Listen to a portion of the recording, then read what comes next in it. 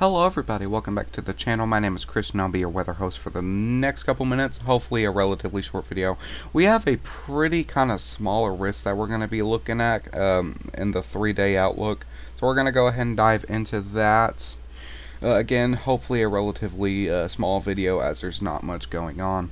Now here we are on level 1 or today's outlook. So we have a slight risk for the panhandles of Texas and stretching into some Oklahoma and just a little tiny bit of New Mexico. And then we have a more marginal risk for the areas of, that is Colorado, Wyoming, etc., places like that. I am not familiar with the western coast states. We have a threat right here for the area of Alabama, stretching into some areas of Texas, and then we have a threat up here in the area of Wisconsin, which is kind of weird because normally Wisconsin doesn't get much crazy weather, but it is looking like they're in the more of a active threat for today. Now, here is our tornado potential. Again, for the areas of the panhandles of Texas and Oklahoma, we have that 2% tornado threat. And then up here where that marginal risk is for Wisconsin, we have that 2% tornado threat. Now, again, for there to be tornadoes in Wisconsin is very unlikely, but it is looking like today that we could see a couple brief spin-ups. Now we have the wind threat. It's not really a crazy significant wind threat. It's just 5% in all the listed areas. And then for it reloaded, don't know why it does that.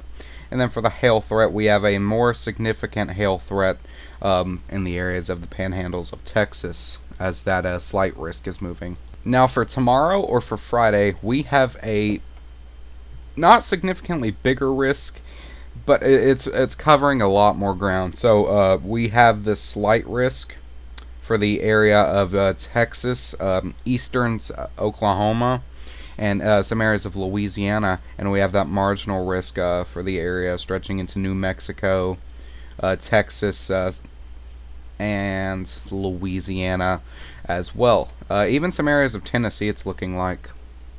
Now again, it's not that more big of a threat, but it is covering more ground. So through areas of Arkansas, Texas, Oklahoma, we do have that 2% tornado threat that is still in effect. And then if we go to wind, where that slight risk is, we do have that 15% wind threat, so this is a little more of a significant wind threat. And then stretching into New Mexico, we do have that 5% threat, even stretching in the areas of southern Missouri, like barely southern Missouri, into Tennessee.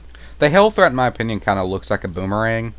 Again, we do have that 15% threat where that slight risk is, and then we do have the 5% threat where that marginal area kind of was. So again, this is more of a wind and hail threat. Don't be concerned for a tornado outbreak or anything like that. And then I don't need to go really in too deep to this. As of now, it's just a marginal threat with some possible general thunderstorms and wind and hail stretching through the southern eastern coast with that 5% severe threat. Now, right now, we do have some severe thunderstorms moving for the area of Alabama and Mississippi into Georgia and kind of some areas of Tennessee. Right now, severe thunderstorm warning without the tornado tag, but again, that 1-inch hail and that 60-mile-per-hour wind is possible.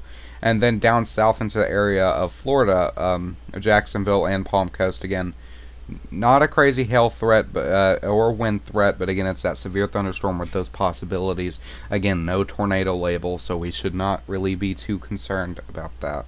Besides that, that's all I have for you guys today. Stay tuned for the next video or a next live stream. There will be announcements on the YouTube. I'll see you guys in the next one. Ciao.